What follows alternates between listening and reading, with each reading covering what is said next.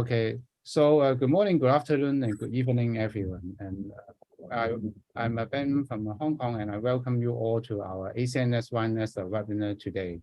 So today we will have our chair, Professor Ashley Kumar, who is the assistant professor in the Division of Neurosurgery in the Sunnybrook Health Science Center, the University of Toronto in Canada.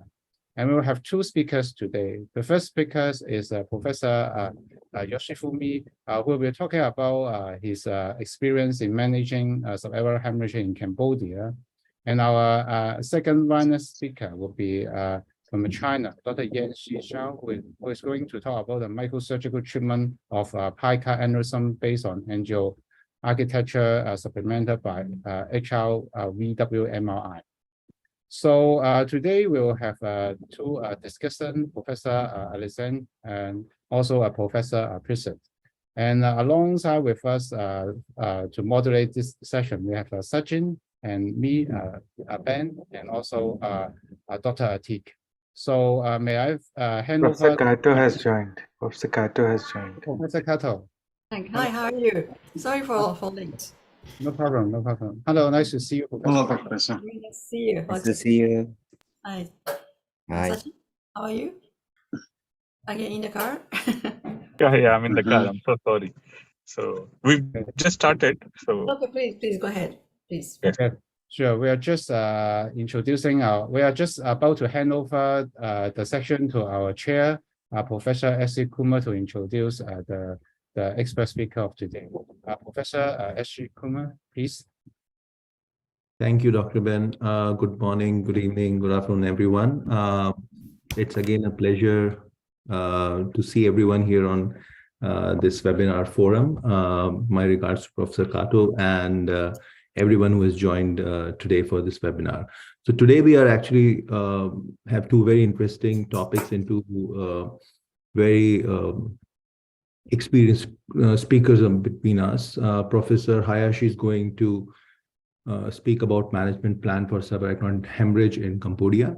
He's a professor in Department of Neurosurgery, Tokyo Women's Medical University in Japan.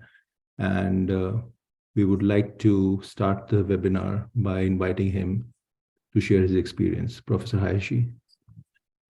Okay, thank you very much for inviting me this wonderful experience here today. Let me share my slide.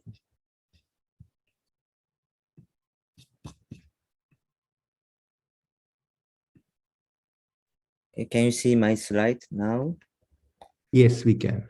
Yeah, thank you. So my topic is about the management plan for subarachnoid hemorrhage in Cambodia.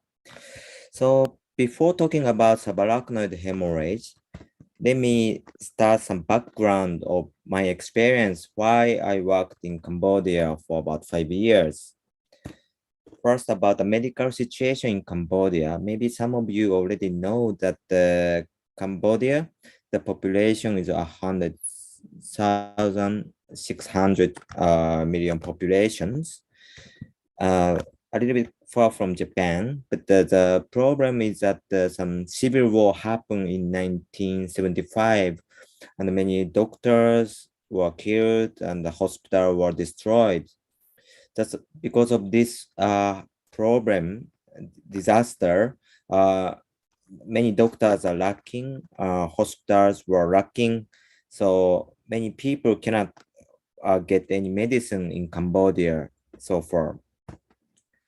So because of this, many Cambodian patients are now going abroad to get any medical treatment to Vietnam, Singapore, Thailand.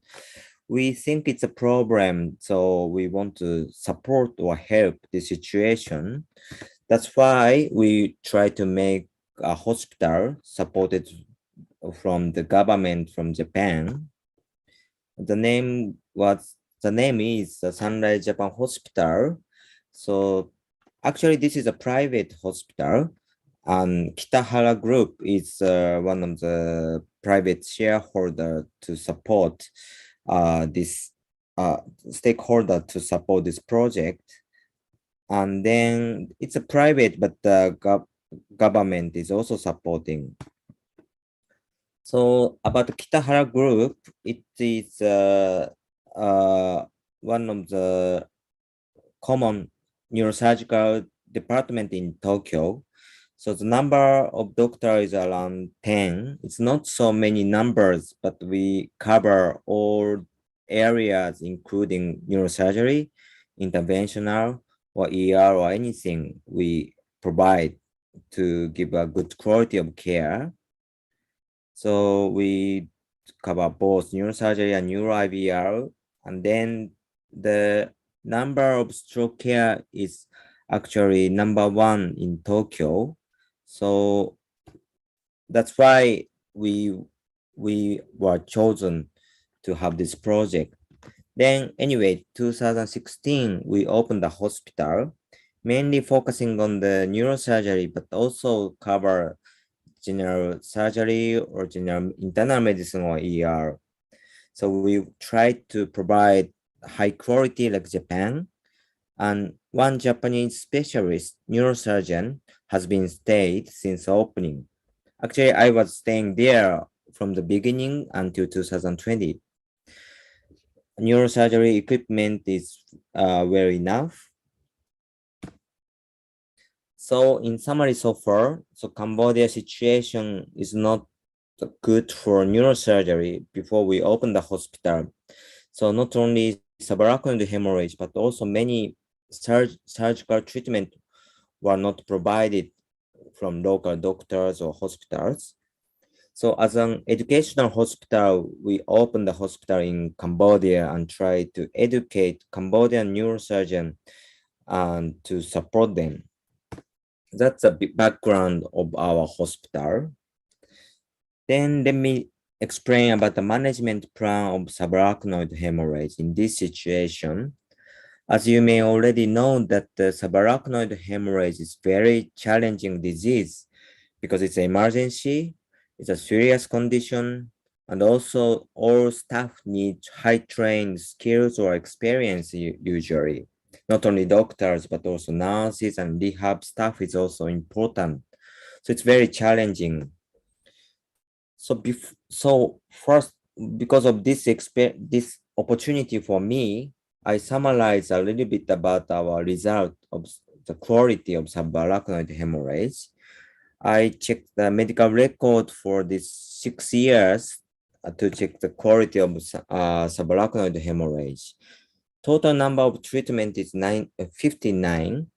Not so many, I understand, but many people actually denied to get the treatment in Cambodia situation because of the financial consideration or else. So this is the number we treated. And 47 were clipped, 12 were coil embolized. And this selection of each treatment was decided by aneurysm size or location as usual. But I understand the clipping was more than coil embolization. This is not typical in Japan or in the world because of the financial issues. This is the patient's characteristics in our experience. The age and the percentage of female is a little the same as other countries. And the distribution of location of aneurysm is also similar in other countries. But you can understand that the ACOM, ICPC, some cases prefer to do coiling, but we chose clipping because of this condition. Preoperative severity is WFNS1 is more than other. We provide 5 also in a few cases. The outcome about modified ranking scale is actually it's very good. Less than 2 is about 76%. It's a good outcome was achieved actually. Compared to other studies in Europe, ISAT data or Japan Stroke Data Bank, it's fair enough, I think. So even we just opened the hospital, but the outcome was very good. So we want to share the tips for the good outcome today. So the management strategies is basically putting on the safety first, actually. So try to make as simple as possible and try to standardize all procedure. We don't want to change to each procedures because some young doctors or nurses should understand the standardized method. Also, we take enough time for each case discussions. Preoperative consideration. So actually, this is some basic and very important point in all of your professors. I understand that very important thing is that first, imagine intraoperative view of the aneurysm before. Second, assume the rupture point to avoid premature rupture while approaching. Number three, better to plan to decrease ICP by CSF training if necessary. And also, number four, plan to perform temporary clipping to achieve a safe procedure. But number one, two, basically we can imagine the intraoperative view. We recommend young neurosurgeon to draw the how to see the aneurysm before we go to the operation. So rotation and flip and flap and put the position of the preoperative view of 3D CT or MRA. And also we can check 3D CTA source images, which means we understand the aneurysm is brewing in the frontal lobe or brewing in the temporal lobe or not brewing. Then we imagine and we draw. We recommend young doctors to draw in every cases. Also, we should check the daughter sac. Then we understand it could be the rupture point. So rupture point is the left side in the operative view. Then we should approach to the right side, not to withdraw the brain and not to premature rupture happens. So this is also important. And second point is how to decrease ICP. If we can put spinal drainage, it's good way. Or ventricular drainage from anterior horn should be planned in advance. But sometimes, even if we think it's not necessary to do draining sometimes, but when we open the skull, brain is very swollen. This situation may sometimes happen. So we do CSF training from optical carotid system from the subfrontal approach first, then approach to the aneurysm. Then open the Sylvian fissure after we decrease the pressure. Or sometimes we put Payne's point training. Maybe many of you understand this point is 2.5 centimeters from the lateral orbital roof and 2.5 centimeters from the Sylvian fissure. This point is a good point to drain the CSF. Then temporary clipping. Actually, almost every cases we recommend doctors to perform temporary clipping in SAH because in Japan, actually, some cases we don't need to do this. We are confident to do clipping without rupturing, but because of this young generation's hospitals, we recommend all of them to perform that. Then before doing operation, we check the angle of the M1 and angle of the aneurysm if the MCA clipping. Like if the M1 is going upward, maybe we can clip from the base side, temporary clip. And then if the M1 is going downward, maybe we can see M1 from the bottom area. So before before doing operation, we should prepare how to approach to the M1 proximal artery first. ICPC case also we can check the length from the baseline to the proximal neck from 3D CT images. Then if there is a space, maybe it's good to do clipping as usual. But if the length between the skull base and proximal neck is limited, maybe we should open cervical ICA. This is a case of the, actually this is a paraclinoid aneurysm, not the ICPC case. We understand proximal neck cannot be taken easily.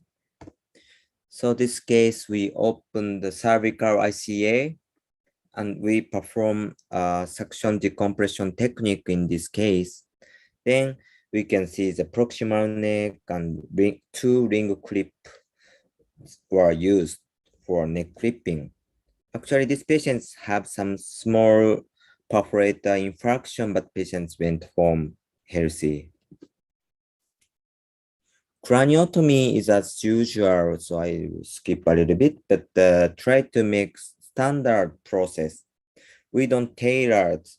So in Japan, sometimes the surgeon try to tailor to the patients like as small as possible or change the position of the skull opening. But for young generation, we open a little bit bigger craniotomy, bigger skin incision, and open the same way in all cases.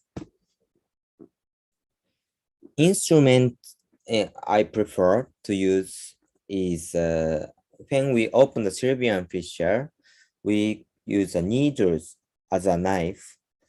First cut of the Sylvian fissure using needles, and then I use 2 microforceps to tear off the arachnoid membrane. It's a safer way.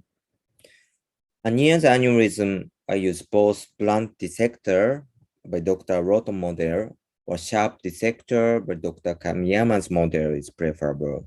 So we think it's a safer way to approach the aneurysm.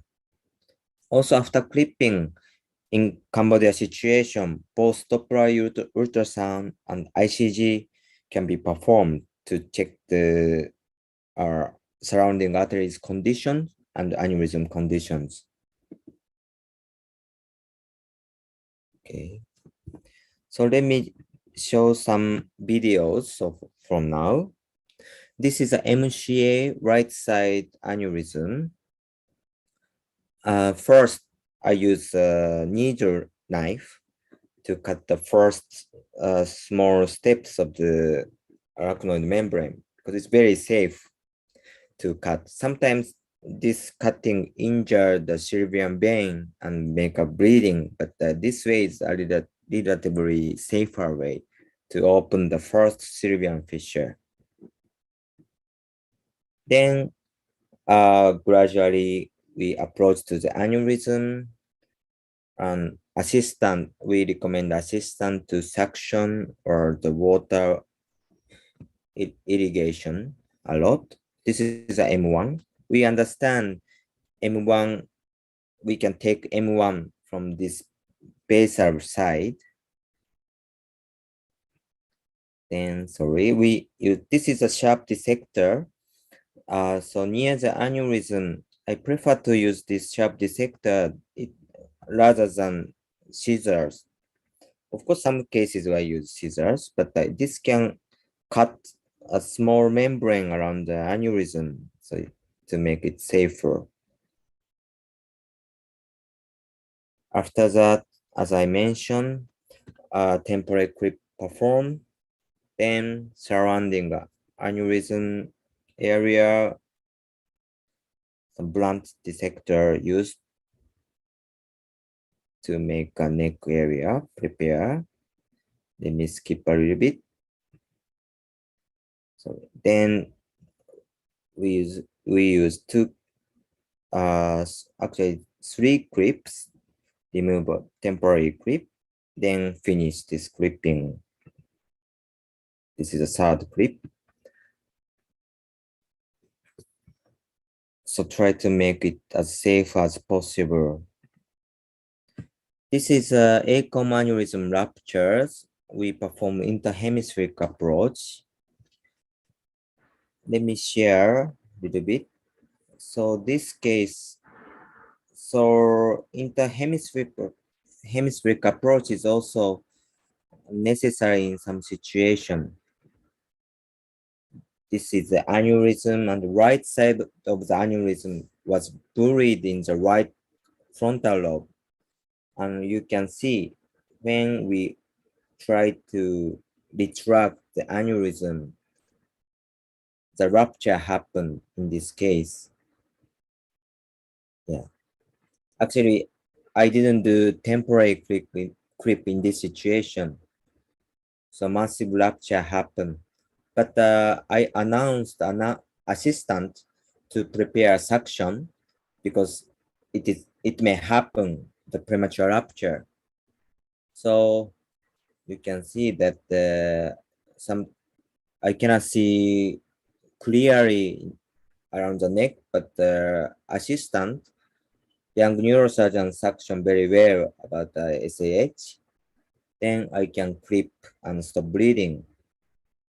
This is one success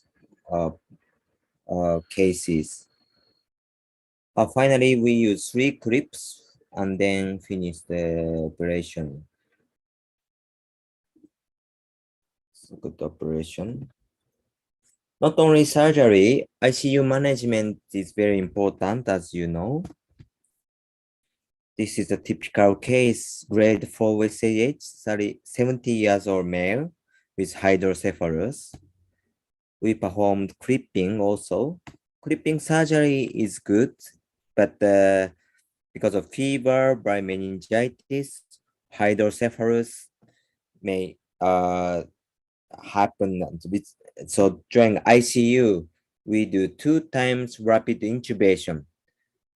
I try to extubate, but at night time, breathing condition was getting worse, and we do rapid intubation 2 times. Also, if we remove CSF spinal drain, hydrocephalus is getting worse. So this is very tough cases. Also, day 15 is very severe spasm happens.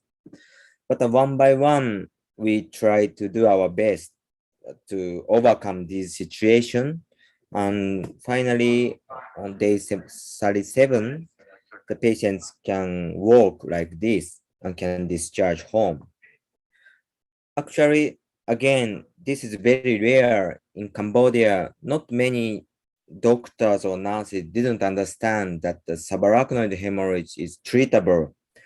So our Japanese staff tried our best to show that if we perform very well, the patients can be cured.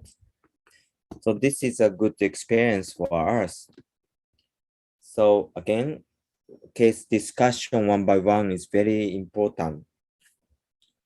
So finally, also in Cambodia situation, because only one Japanese neurosurgeon is staying there, so we need to support from Japan. So in operation rooms, we connect the monitor to Zoom. So our Japanese doctor is timely support. We call it a telementoring system. So we can see this video. Sorry, so the Japanese staff in Cambodia is discussion in the doctor in Japan, Dr. Okada. This is not an aneurysm case, this is a brain tumor cases. So he's asking that we have sorry in Japanese. So the surgeon wants to ask whether we can sacrifice the passing vein or not. And the Professor Okada mentioned it could be labbe, so better not to damage. Then try to remove tumor as much as possible. 画面の右端を走ってるでいい。だから4時ぐらいから9時ぐらいまで撮ってください。わかりました。はい。Also, fire operation. Doctor in 助手 Japan. に引っ張ってもらって、アシスタント、retract the tumor, yes, retract the tumor, yes, yes, that's good, that's good, yes, continue. So it's very similar. Very good. If the doctor is in the operation room. So now the technology is improved, so we can support as if the senior doctor is staying in the operation room. Also, the final slide, not only the technical part, but also the mental part, making friendship between local staff and Japanese staff is very important. Actually, I stayed there about 5 years and we understand some cultural differences. So try to overcome this. We make many parties, short trips to collaborate each other. So in conclusion, that the outcome for subarachnoid hemorrhage in our case series was fair enough. So to achieve this, try to educate one by one, simple and safe strategies seems important. Yeah, thank you so much. Thank you, Professor Haishi. That was an excellent lecture on management of subarachnoid hemorrhage in a remote center. I would like to invite our discussants, Professor Wozniak and Professor Pisa, if he's here. Professor Wozniak. Yes, I'm here. Thank you, Professor Kumar. Thank you very much. Thank you very much, Professor Miyazaki. Really great presentation, and it's interesting that it's expands much beyond the only medical problem. It's so you highlighted the big social problem, and you showed the real experience how to support the poor and developing countries. It's a real result. It's a real good result. Good job. High levels neurosurgery. So my congratulations, and I believe that this program will be continued and developed and extended, and it will give more and more results. Especially what I like it very much that the local neurosurgeons are involved in the surgery, and they work under the guidance of Japanese colleagues more experienced, and you use the telemedicine. It's great. So I'm really impressed with this. But I have some problems, some questions concerning all this system, because I understand the Cambodia is not a rich country. How the patients get to the hospitals with acute subarachnoid hemorrhage? Is this a special ambulance, a private ambulance? Does government cover something for their treatment, or they pay by themselves? Because I do not know anything about the medical system in Cambodia. It's interesting for me. Thank you very much, Professor Wozniak. As I understand that the Cambodia situation is totally different from other countries because of the financial point. So about the ambulance system is not sophisticated actually. So many patients go directly to the hospital by their own cars or anything, because traffic jam is very problem. So even if the patients call to the ambulance center, it will take time. So many patients, basically family brought patient to the hospitals usually. And if the patients go to the first hospital or clinic, and the doctor diagnosed subarachnoid hemorrhage and decide to transfer to referral hospitals. Sometimes also it's a problem because the ambulance traffic jam or some problem happened. Then also, as I explained, many patients want to go abroad, like Vietnam or Thailand, but because of subarachnoid hemorrhage, it's very dangerous. But family doesn't want to get any medication in Cambodia. They don't trust the quality in Cambodia. It's a problem. So there are many challenging points to overcome them. And basically no financial support.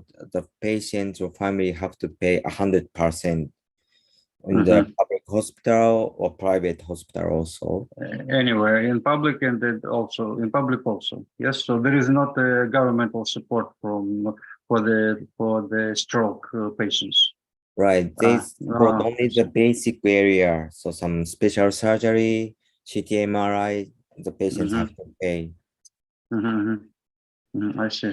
It's a big problem. It's a very big problem because patients are not protected financially from government, from insurance, from so on. But anyway, I really congratulate you with this intention, with this program, and every big program starts from something small. And I believe that it will be developed and go on, and you will educate more and more specialists in this country and rise up the quality and level of medical service in Cambodia. So thank you very much, and my congratulations. Thank you. Thank you so much. Thank you, Professor Welzniak. I had a question, Dr. Hayashi. If there is a patient, like this situation is very common in some remote centers in India as well. And I've seen patients directly coming to the hospital rather than through the ambulance.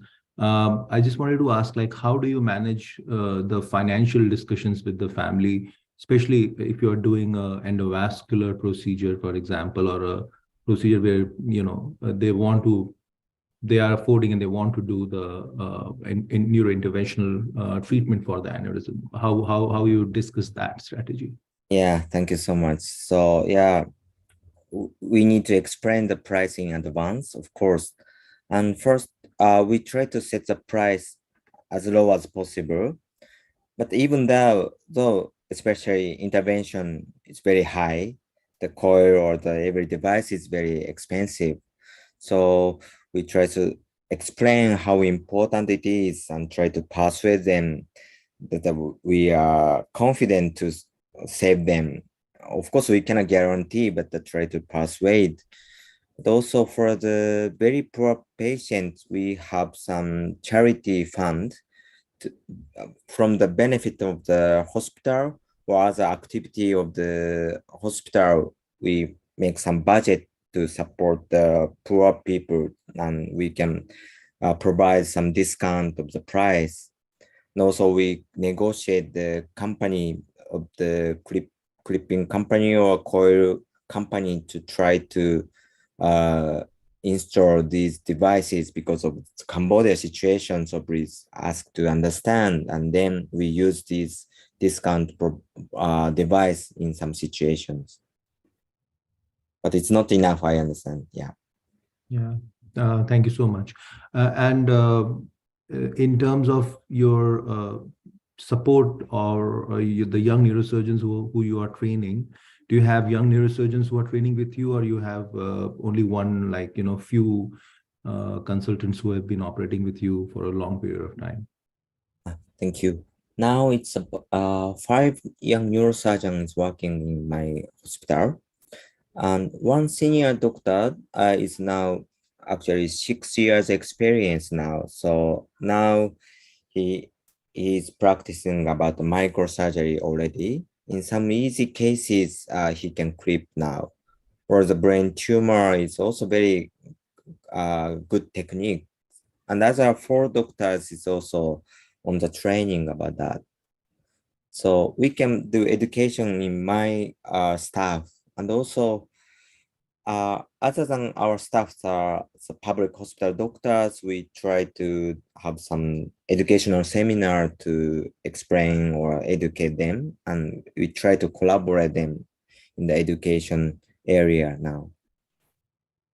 Thank you so much. Thank you so much. I see some hands raised, so I'll go in the order of how they were raised. So Ben, you were the first one. If you want to have questions. Yes.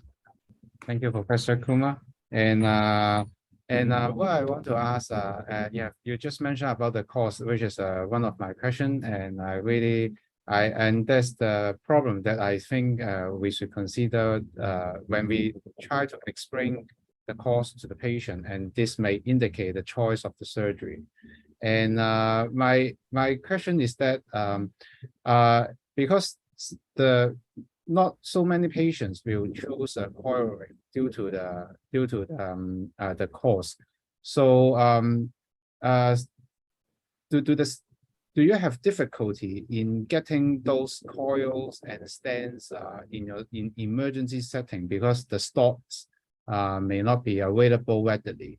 So maybe you need to delay the surgery due to the lack of stocks of the coils and stents because the demand is not so high. Will this be the case in your center?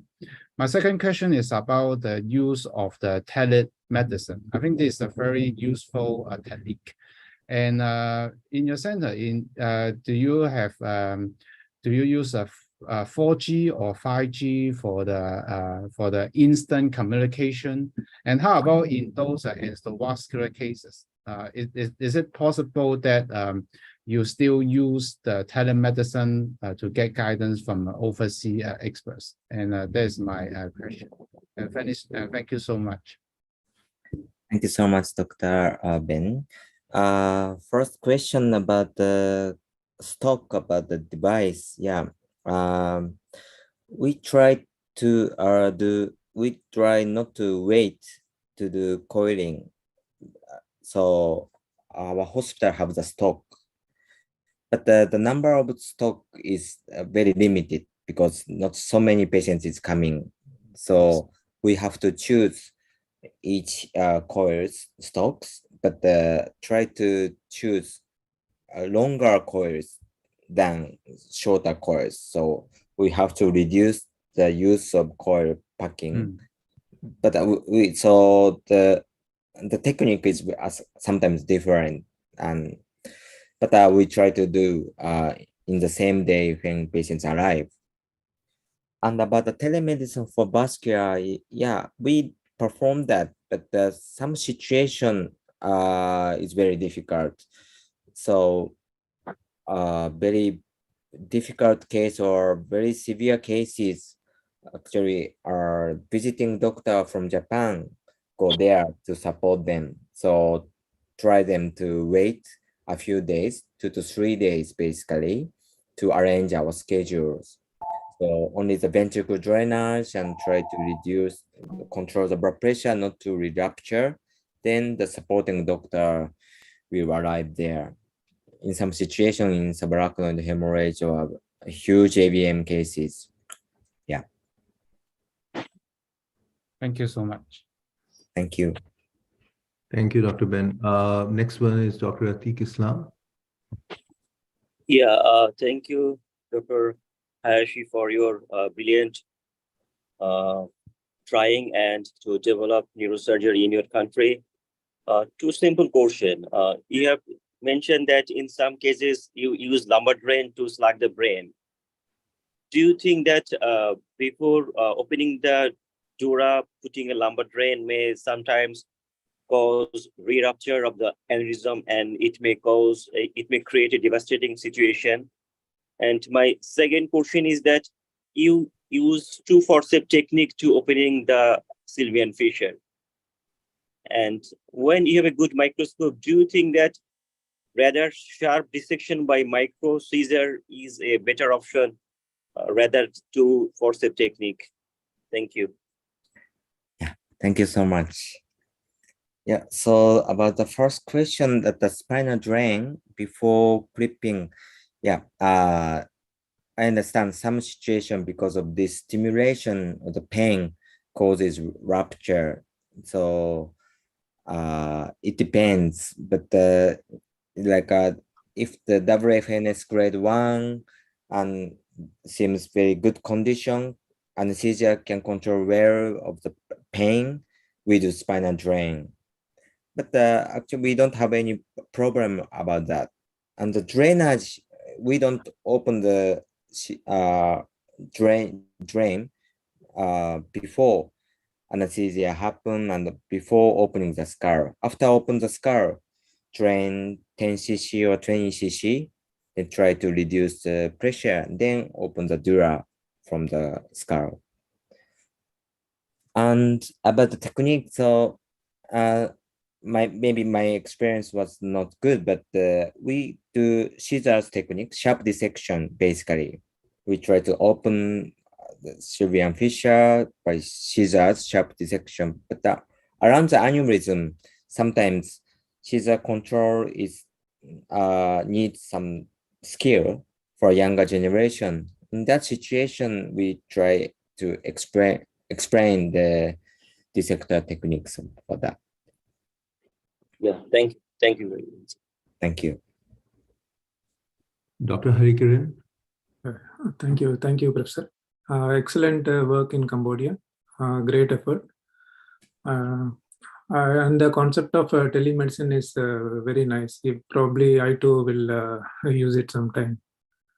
I have a doubt regarding, once you clip the aneurysm, regarding the SH, will you use the lumbar drain or will you probably put the external ventricular drain? Which one do you prefer? Both. Most of the case, maybe 80% from the head area. We don't do lumbar drain, but some cases like interhemispheric approach and the buffer area is a little bit far from the skin incision. Sometimes we do lumbar drain first, then decrease the pressure. But it depends, and it also depends on the doctor's preference. So I prefer usually from the skull, maybe 80%. Yes, thank you, Professor. Thank you. Dr. Cabello, you have a question? Thank you so much. Thank you, Professor, for this nice presentation. I really enjoyed it. I have just a small question. What is the time frame between the bleeding and the clipping? When do you clip after the patient is presented with the bleed? Thank you. Yeah, it's a very good question. Like in Cambodia situation, many patients come to our hospital a few days later after rupture. First hospital rupture and go to the first hospital, and patient cannot decide to do clipping in our hospital and observe or try to discuss a few days there. Then after that, patients come to our hospital and then also need time 1 to 2 days to discuss to get the treatment or not in some cases. So most of the case, not the first day after rupturing. So sometimes spasm period, we have to do treatment.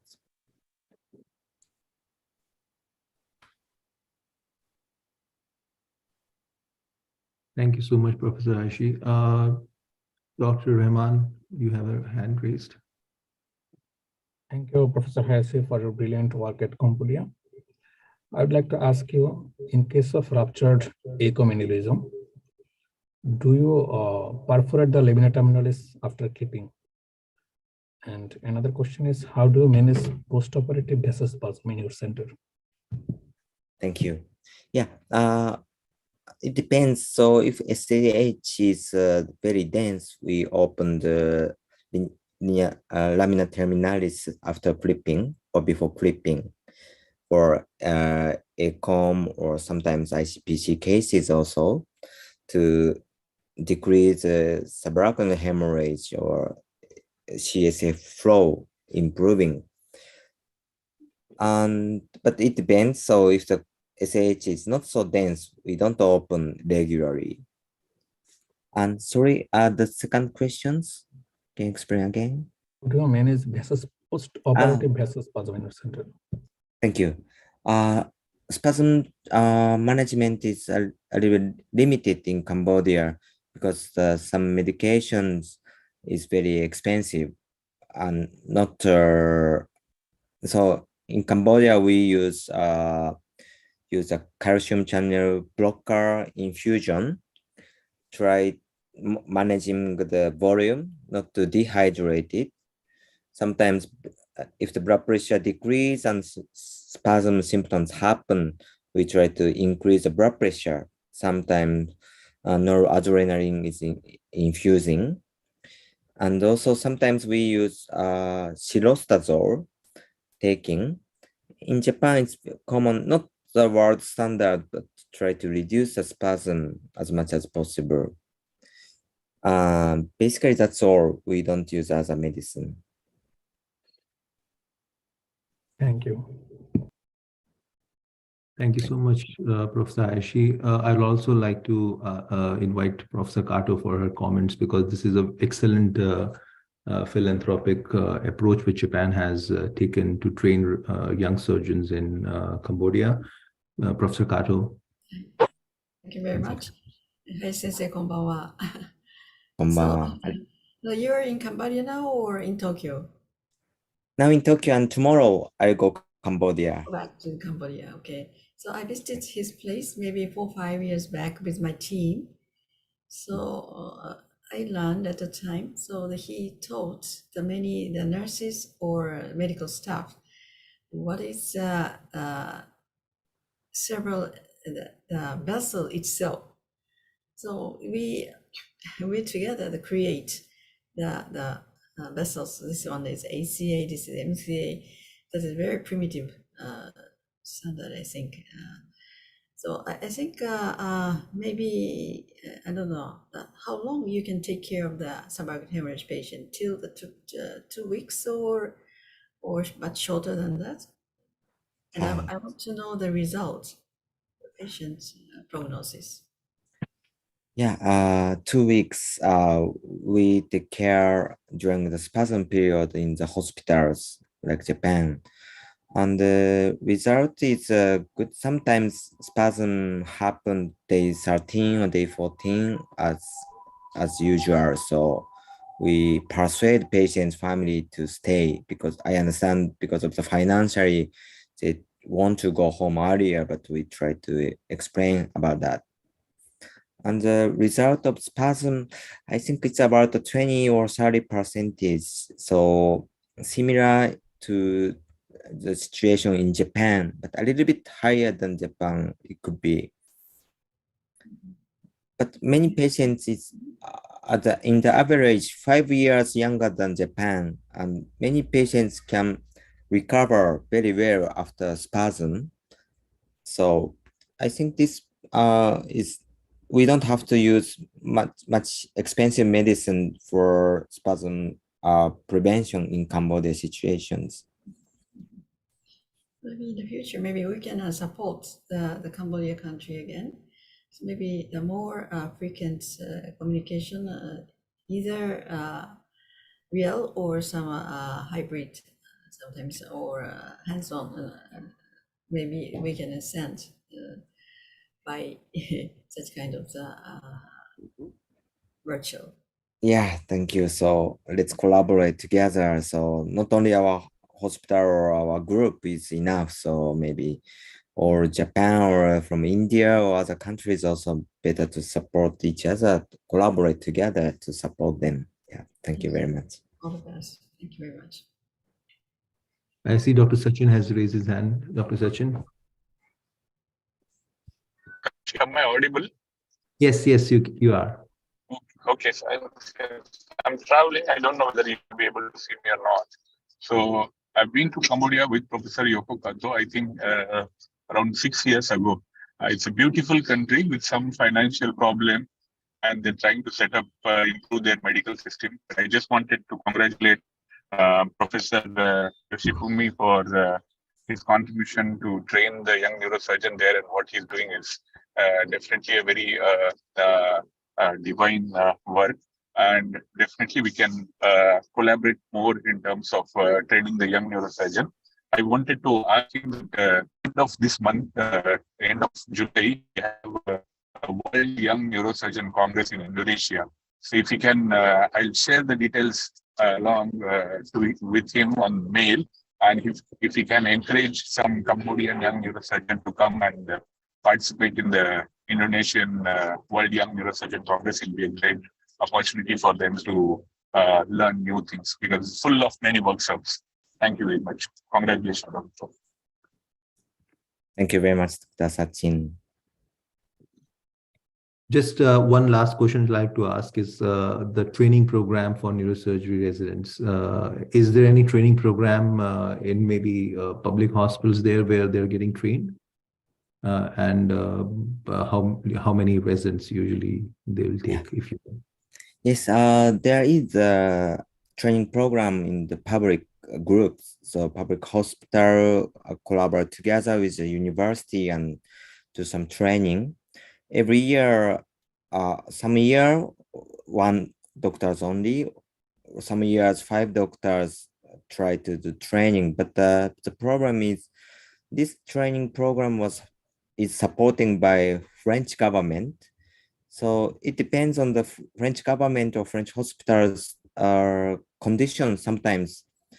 Like last year, I think there is no neurosurgical trainees, nobody is. So not enough actually. So I hope our hospital or other groups like Fujita and Professor Yoko Kato or other groups can make some training system to support them. But it's our next challenge about that. Thank you so much, Professor Hayashi. Anyone else wants to ask any questions or has any comments?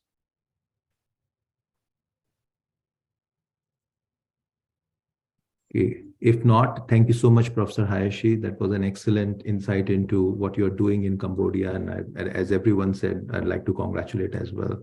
It's not very easy, but you're doing a phenomenal job. Thank you so much for presenting your work here today. Thank you. So now I would like to invite our second speaker, Dr. Yang. She's a neurosurgeon at Department of Neurosurgery, Huashan Hospital, Fudan University in Shanghai, China. And she's presenting on microsurgical treatment of pica aneurysms based on angio architecture supplemented by vessel wall imaging, MRI. I think this is a very important topic and an upcoming area of discussion where vessel wall imaging is helping a lot of aneurysmal patients, especially if there are multiple aneurysms. So I would invite Dr. Yang to go ahead and start her presentation. Dr. Yang. Yeah, good morning, good afternoon, and good evening, professors. It is an honor for me to be invited to attend this online meeting. And I'm so glad to see all the professors here, and especially Professor Yoko Kato, who is also a very famous female neurosurgeon, and 𝑗𝑚𝒚𝒺どうぞよろしくお願いします。So my name is Yang Zixiao. I am now attending neurosurgery in Huashan Hospital. I major in microsurgery in cerebral vascular disease. And today I will show you my PPT. So just a minute.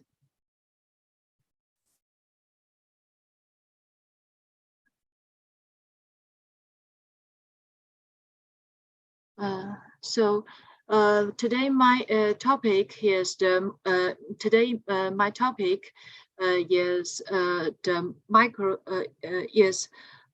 micro treatment of pica aneurysms based on angio architecture supplemented by HRVW MRI.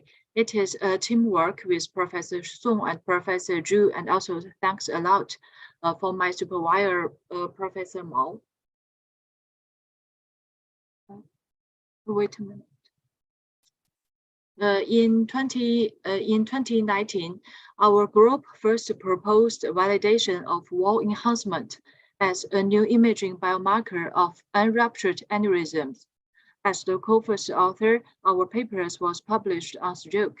So as shown in the picture, we found that aneurysm can be divided into 3 different types.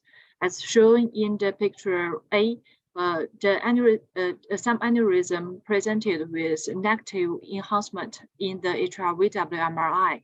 And as shown in picture B, some aneurysm are part of the wall, aneurysm wall was enhanced. And this kind of aneurysm was classified as focal wall enhancement. And in the picture C, we saw that some aneurysm, the whole aneurysm wall was enhanced in the HRVW MRI, and that is the 3rd type. We first confirmed that the wall enhancement strongly indicated inflammatory infiltration of the aneurysm wall. By comparing the HRVW MRI and the intraoperative situation and pathology, we found the wall enhancement to be significantly related to irregular shape and large size, suggesting active aneurysm wall remodeling. So we further analyzed the pathology and of the aneurysm, and we advocate that the focal wall enhancement indicates more atherosclerotic plaques in the aneurysm with macrophage cells overexpressed. We found that there is a certain relationship between the pathology and the aneurysm intraoperative situation and also the HRVW MRI. So further, we assumed that the HRVW MRI can aid the surgical planning because the HRVW MRI can help us to decide whether the aneurysm is complicated with calcification or atherosclerosis. So we can compare the DSA and the HRVW MRI and analyze which kind of surgery we can do. So for aneurysms with uniform wall enhancement, a direct clipping may still be available because sparse atherosclerosis will not prevent clip closure. For the aneurysm with focal wall enhancement, obvious atherosclerotic plaques may exist, and direct clipping may be too risky or inapplicable. Thus, bypass surgery should be considered. So the HRVW MRI is very important because we think that the previous CTA or DSA, they concentrate on the endovascular situation. Actually, that is the blood flow of the aneurysm, but only HRVW MRI can show the aneurysm wall situation. So we further studied the micro treatment of posterior inferior cerebellar aneurysm or PICA aneurysm. The PICA aneurysms are more likely to be fusiform. Surgery can be challenging because of the anatomic variability, diverse morphology, and the presence of atherosclerosis and calcification. So PICA artery can be divided into 5 segments. Those located at the VA-PICA junction and on P1 to P3 are classified as the proximal PICA, and the P4 and P5 aneurysm are classified as distal. For proximal PICA aneurysm, the bilateral approach was used, and for distal PICA aneurysm, the suboccipital midline approach was used.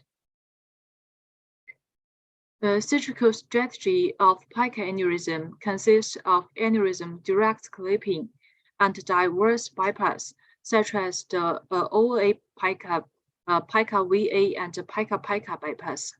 The HRVW MRI is very important because it can help us to to find the aneurysm, whether the aneurysm is complex, and prepare for the operation preoperatively. For example, if we found the aneurysm is complex, we need to harvest the occipital artery before the craniotomy, and sometimes we need to dissect the contralateral pica artery. So to make sure to find whether the aneurysm is complex with calcification or atherosclerosis is very important. That is why HRVW MRI can help us. Our work showed that favorable outcome could be achieved with proper surgical strategies. However, previous developed angio-architecture-based strategy do not take an aneurysmal wall structure into account. We proposed that HRVW MRI has shown promise in identifying aneurysm wall inflammatory reaction. Therefore, we have developed the surgical planning techniques for pica aneurysm that are based on DSA and supplemented by this HRVW MRI. So here are two cases. The case one is a 64-year-old female. DSA reviewed the right pica P1 segment aneurysm 1 month ago. The HRVW MRI showed no enhancement, so we assume that the aneurysm with no atherosclerosis and relative simple. So during the operation, after bilateral craniotomy, we dissected the aneurysm as we assumed no atherosclerosis or calcification was detected. So after temporary occlusion of parent artery, the aneurysm was direct clipped. ICG showed the aneurysm completely obliterated with perforator's patent. So case 2 is a patient with a left pica P1 segment aneurysm, and different from the first case, the HRVW MRI showed focal enhancement of the aneurysm. So we assume that the aneurysm tended to be more complex and prepared preoperatively. During the operation, we saw the aneurysm was large with a yellow plaque representing atherosclerosis or calcification. So after the temporary occlusion, we did the OA pica end-to-side bypass first. Then the deep-seated pica aneurysm was isolated. ICG showed that the aneurysm was obliterated with bypass patency.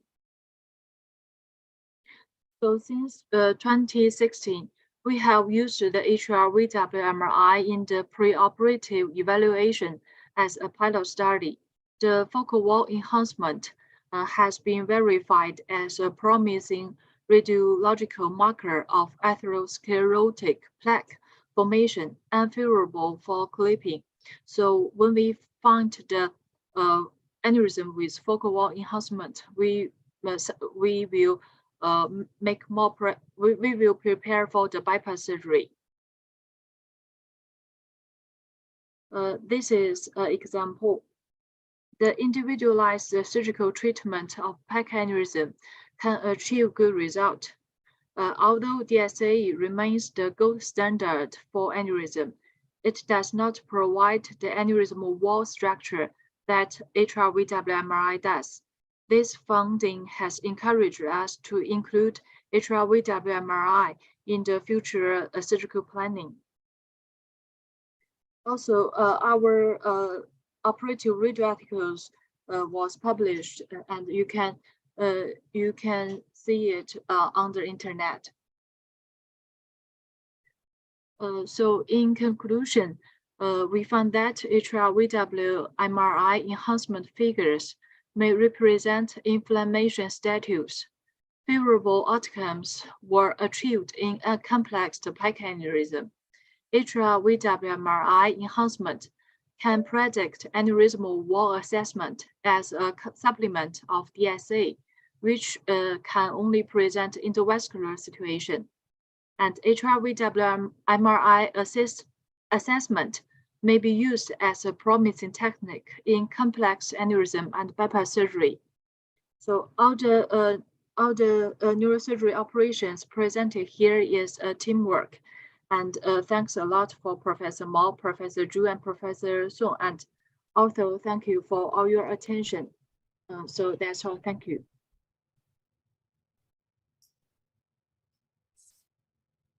Thank you so much, Dr. Yang, for the excellent presentation. Now I would like to invite Professor Wozniak to offer his comments or questions. Dr. Wozniak. Thank you, Dr. Kumar. Dr. Yang, congratulations, great presentation, very good and very interesting, very promising results. And the main conclusion from your presentation is we must take care about prophylaxis of atherosclerosis from the young age. This is my main conclusion, I think. But if to come to serious things, really there is a big spectrum of surgeries which could be performed for patients with pica aneurysms, from direct clipping to different kind of anastomosis and to the regular trapping of the aneurysm. And I believe that this method of diagnosis will help to, in the future, you will prove your results, you will show more cases, and you will prove that will be helpful in choosing of the method of aneurysm clipping or aneurysm exclusion from the circulations. My question is a technical question. When you plan to use, so do you have a solution before surgery completely, or you just flexible at the time of surgical procedure? And do you prepare the occipital artery at the time of surgical approach, or you decide to dissect it later on when you realize that there is some problems with the clipping of the aneurysm? Oh, thank you for your question. That the surgery option of the pica aneurysm was diverse. The first in our center, the endovascular surgery maybe is the first choice for most posterior circulation aneurysms, but pica aneurysm is complex because for some pica aneurysm, proximal pica aneurysm, there are some perforators to the brainstem. So the endovascular surgery may cause some diffraction. So for some distal pica aneurysm, because it is P4 to P5 and the endovascular surgery cannot arrive. So we think that microsurgery is also an option for some special cases. So that is the choice between the microsurgery and the endovascular surgery. And the second option is between the direct clipping and the bypass surgery. So we think that the angio architecture, that is the location, the size, and the blood flow of the aneurysm is very important. That the information that the DSA show is also very important for our option of the surgery. But the atrial VWMRI can give us more information about the aneurysm wall.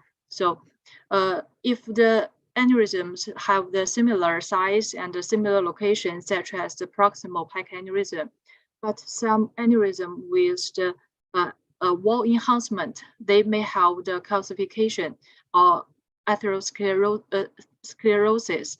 and maybe some perforators come from the aneurysm. So in this time, the aneurysm with wall enhancement, we will prepare for the bypass preoperatively. So maybe we do not harvest the OA, the occipital artery first, but we will prepare and take care of the OA artery for some times that we need to harvest it. We think that the surgery is flexible, but we tend to sometimes we tend to do the bypass. So we will take care more about such as the contralateral plica artery or the occipital artery. So because plica aneurysm is relatively rare, so this experience include 26 patients, I remember. So we just found there is a tendency that the HRMRI can help us to choose the bypass or the clipping. So maybe more cases need to help us. So we first make a surgical option, and we will, after the craniotomy, we will find the pathology of the aneurysm and to confirm whether the preoperative option by the HRVW-MRI can help us to do the surgery during the operation, and we found most of the times it helps. So that's our experience. So thank you. Thank you. Thank you very much for such a good answer and for a good presentation, and my congratulations. Thank you. Thank you. Thank you. I see Dr. Rahman has his hands raised. Dr. Rahman, you have a question? Thank you, Dr. Yang, for your excellent presentation. I have some queries. When you harvest occipital artery, how do you harvest it? Distal to proximal or proximal to distal? And another question, in case of occipital plica anastomosis, you do bypass first, then exclude the aneurysm from the circulation. What do you do when you do plica vertebral artery and bypass surgery? What is your sequence?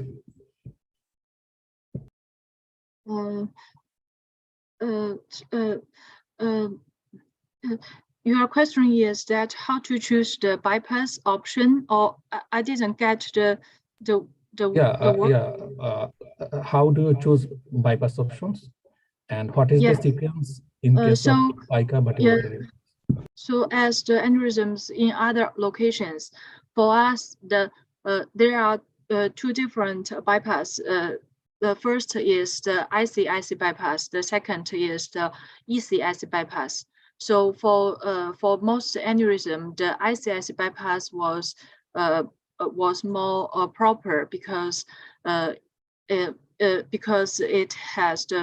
is more similar to its normal situation. So for the plica aneurysm, the IC bypass, including the plica to plica, side to side bypass, and the plica to contralateral plica end to side bypass.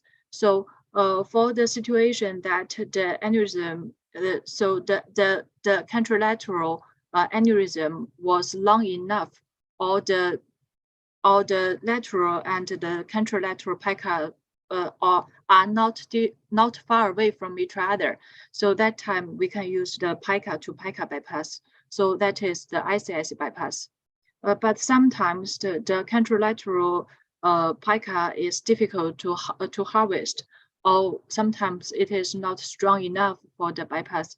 So that time we will choose the OA, the occipital artery plica and the bypass. The ICS bypass also include the plica VA by end to side bypass. At that time, when the V4 segment, that is the VA in the VA in the dura, that is long enough, we can do the plica to VA end to side bypass. but this bypass, the technique is very difficult because there are many cranial nerves and also other perforators near the bypass. So it is need to be for the skilled neurosurgeries. So when the PICA VA and PICA bypass was not available, so we did the OA PICA bypass. We will find the occipital artery in the occipital. We will harvest the occipital artery first, and then to do the occipital PICA end-to-side bypass. So all these bypass, we need to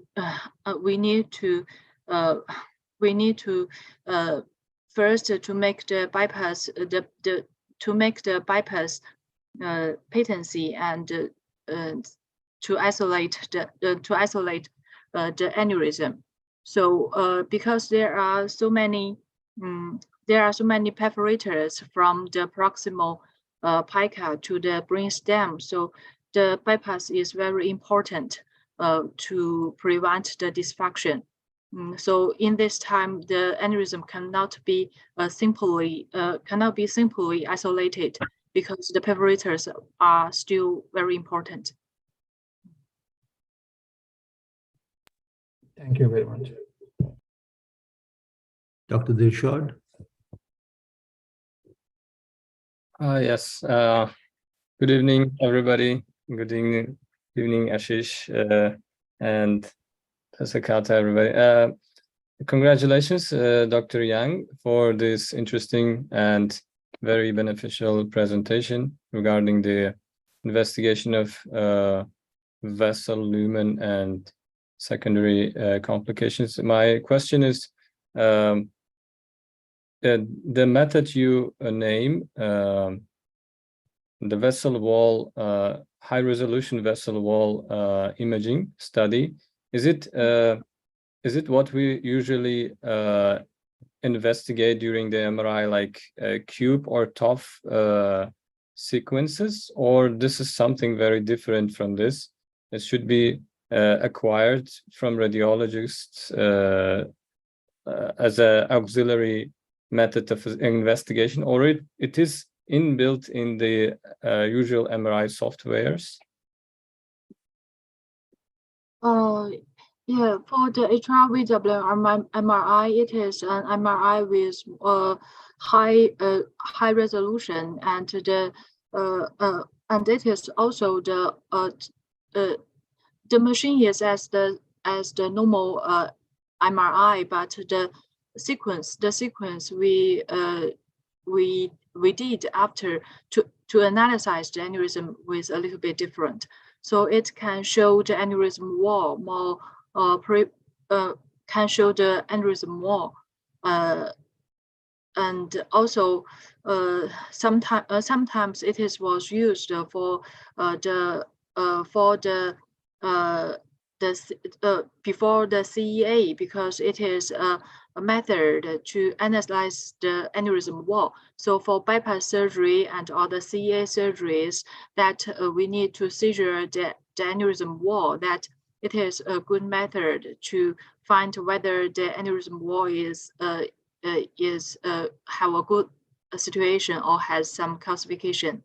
Yeah, it is very useful for the most aneurysm. For in our center now, every unruptured aneurysm, they will receive this 𝑣𝒂𝒏 MRI. But for the ruptured aneurysm, that maybe MRI is not safe, so we did the ESA directly. Yeah. Because this work is cooperation with the Department of Radiology. So if you are interested about the radiology part, and maybe I can email you about the pressures, how it works. Yeah, thank you. Thank you so much. Yes, I will contact you. Yeah, thank you. Thank you, Dr. Yang. To add to this point, actually, it's a special sequence where if you are even injecting the contrast, the blood does not enhance.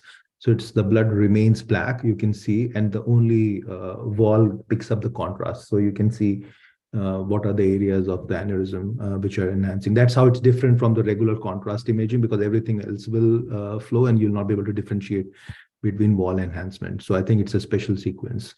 Other thing which I wanted to ask, this is vessel wall imaging has been there for some time, and there are people who support it, and there are some counter questions asked about the technique in terms of an acute rupture. So as you said, you don't do it in acute ruptures, but I think some of the indications which people have found is when there are multiple aneurysms and you don't know which one ruptured, and the pattern of bleeding is not suggestive of one or the other.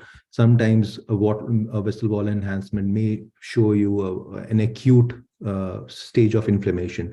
So I think your paper is more pointing towards a chronic inflammation because of atherosclerosis, but sometimes vessel wall imaging can also be helpful when there is an acute inflammation, or so for example, there is an acute rupture with a focal wall enhancement when there are more than one aneurysm. So it helps to decide, not for sure, but it helps to decide that maybe you should treat this aneurysm and leave the other. So that is also one utility of vessel wall imaging.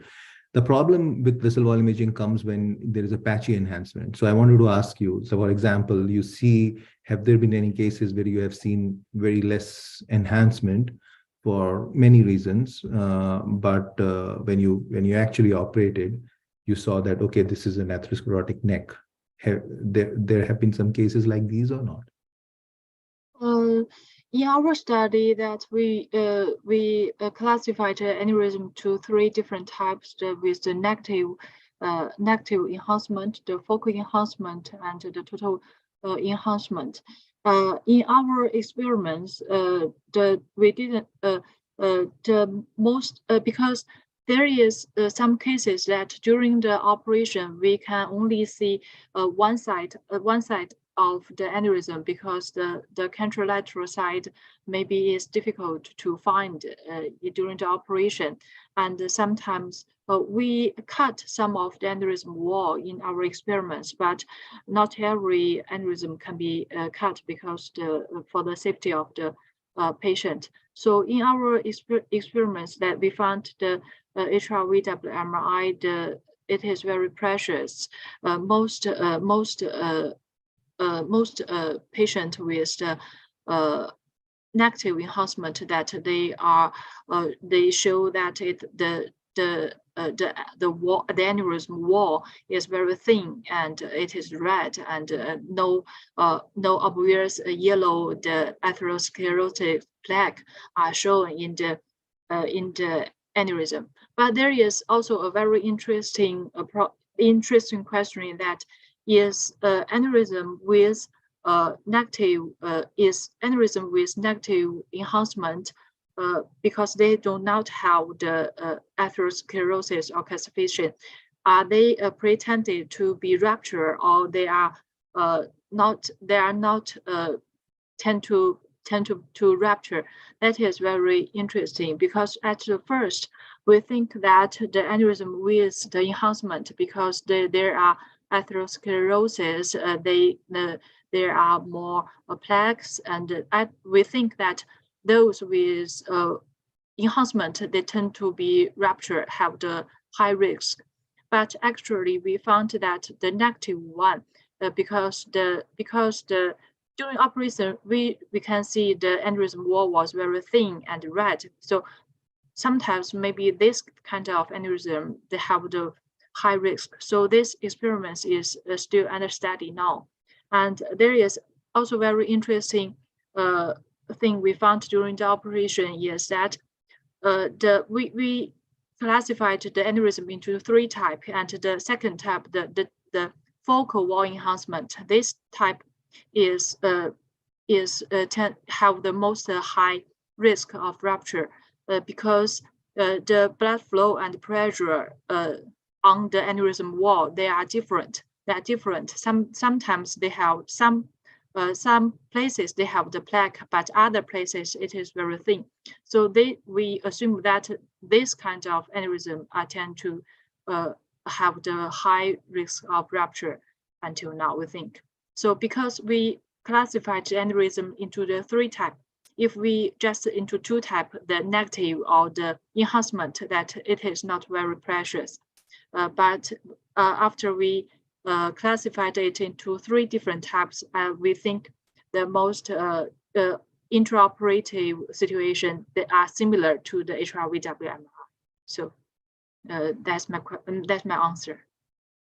Thank you so much. One last question shall ask, and then I will open it again for the panelists. If you see a dissecting fusiform aneurysm, that kind of aneurysm, especially in posterior circulation, for example, in a vertebral artery aneurysm, which is large fusiform, it may also show enhancement. How do you tackle them? Because that's if for those typical cases, usually endovascular treatment has been the treatment of choice, but it will also show significant enhancement on the vessel wall imaging. Yeah. Any difference in fusiform aneurysms or fusiform dissecting aneurysms? Yeah, our experiments include this fusiform aneurysm, and we found there is a relationship between the fusiform or large size aneurysm with the enhancement. So there is a certain relationship between the positive relationship between the enhancement and the fusiform aneurysm. The most fusiform or large size aneurysm tend to have the enhancement. So the option for the aneurysm, the option for this fusiform aneurysm, that is flexible, because the wall enhancement is just one figure of the aneurysm. The angio architecture, including location, size, and many other informations, was very important for the surgery option. So that is maybe a more difficult problem to decide. So we think the personalized surgical strategy is very important for this kind of person. The personalized, we will analyze the wall enhancement and also the angio architecture. So we think the HRVW-MRI is also useful for the endovascular surgery, because the calcification, they will have the calcification plaque, the calcification of atherosclerotic plaque maybe if we found the atherosclerotic plaque before preoperatively, that it can help to choose the stent. And sometimes if there is atherosclerosis, the stent can make the atherosclerosis plaque into the perforators. So this time to make sure how the wall enhancement and how the aneurysm wall is, I think it is also helpful to the endovascular surgery and also the microsurgery. So that's my answer. Thank you so much. I see Professor Pirzad has joined. Professor Pirzad, welcome, and you are muted, I think. Yes. Assalamu alaikum. Konnichiwa. Ni hao. Greeting. Thank you very much. Thank you, Professor Kato, Professor Ashish Kumar, and Dr. Sachin, all distinguished colleagues. Thank you very much, and congratulations for presentation and good achievement, Dr. Yang, and be proud of you, Shishi. For your information, I like to say in Afghanistan, we only evacuate the hematoma due to ruptured aneurysm. And unfortunately, in this time, we haven't the possibility for operation endovascular or in surgery, not possible in Afghanistan, unfortunately. We hope sometimes we got the chance to send our young colleagues for training to equip center like our neighbors and you, and we likes to service for our need people. But and this complex situation, it's very difficult for us. We are nowadays we always face with the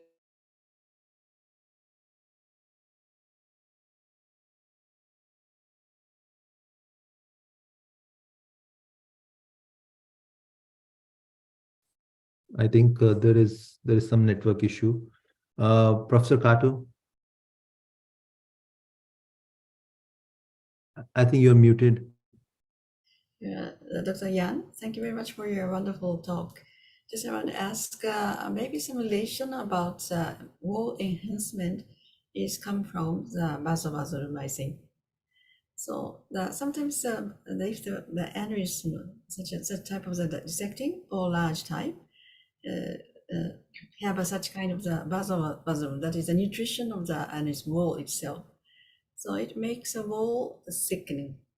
So I think what is the reason why the enhancement of the wall? What exact reason? Is it a vasovasorum or another reason? What is that? In our experiments, after compare the pathology of the aneurysm and the HRV-WMRI, we found that the most different is the macrophage infiltration, and also that is inflammatory action of the aneurysm. So there is also a significant difference in the aneurysm with calcification and the calcification and atherosclerotic plaque. So we until now we think that the inflammation action is the most important mechanism, but there are still other experiments and other papers that maybe the hypoxia and other different different mechanisms work in this enhancement situation. Okay, thank you very much. We expect your further results. Thanks so much. Thank you for your attention. Thank you so much. Are you planning to do this study for anterior circulation as well? You're studying other areas of aneurysms as well, like anti-circulation aneurysms? Yeah, our further study will focus on the aneurysm, because there, besides the inflammation situation, we also found that the lipid level of the blood and also the lipid mechanisms in the aneurysm that is very important in the aneurysm progression. So we are trying to do some experiments to find whether there is some certain drug, that the lipid lowering drugs or some inflammation, some drugs about the inflammation, whether they can stop the aneurysm from rupture or progression. So that is our further experience. So thank you. And we think that the HRV-WMRI is very important because it can give us radiology method to measure whether the aneurysm is better, because in the previous time that we can only see whether the aneurysm is bigger or small, but that is very difficult. But by use the HRV-WMRI, we can see whether the aneurysm wall is more strong, because if some we hope that maybe there is a drug can help us to make the aneurysm from enhancement to unenhancement, or the opposite way. So it can help us to decide whether the drug is work. And also with no with no this HRVW MRI, that to let the patient to have drug is not very safe, because once the aneurysm ruptured and the patient, it can be a disaster.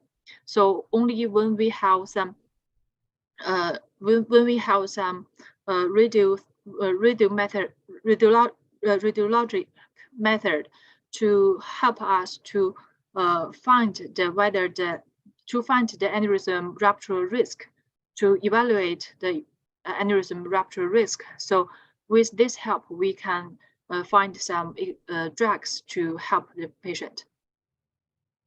Thank you so much. I think one of the uses which you also said is in chronic inflammation is for carotid stenosis. So many times our neurology colleagues, when they are not sure whether the plaque has ruptured or what is the source of the stroke, they do this plaque morphology vessel wall imaging, where they can see if there is any acute hemorrhage within the plaque, and then if there's any acute wall enhancement which is going on. So I think multiple uses for wall enhancement technique. Thank you so much. I think we had two excellent talks from excellent speakers. Thank you, Professor Hayashi and Dr. Yang, for being here. I would now hand it over to Dr. Ben for the concluding remarks. And thank you so much, Professor Kumar. And today we have an excellent discussion, and the topics are presented by two expert speakers, and all have a very fruitful discussion. And may I invite Professor Kato to say the final remarks for today's webinar? Thank you very much. So I say thank you very much. So in future, maybe more collaborate with the Cambodia country, especially you can more YNS join our webinar. I think maybe next year we can go with our team. So maybe we can have some workshop, so on. Thank you very much. And also Dr. Yan, so please continue your work. So I think it's very interesting. Maybe some drugs, such kind of statin or some other things, I think. So, but maybe some the treatment is not so different. Maybe some stent or some coil or some clip. So, but I think the Ashish said the anticoagulation is more frequent comparing with the posterior circulation. So I think so multiple aneurysm the Ashish mentioned, which one is ruptured, easy to find with this method. All the best. Thank you very much. We had a very nice lecture today. Thank you very much. Thank you for your encouragement. Thank you so much. See you again. Bye-bye. Yeah. See you. Bye-bye. Bye. Bye-bye. See you. Thank you. Bye. Alberto? 先生、また後で。はい。ありがとうございました。Thank you so much. Bye. Well, this same link is being used for the FHU alumni webinar. So the members of करना है मुझे बता दो leave करनी है Hello? Yeah. Hello. Yeah. Yes. Are we planning? Hello everyone. Are we planning for the meeting? Yes, of course. Okay. Alberto? Yes. Okay. Hello, everyone. We can start this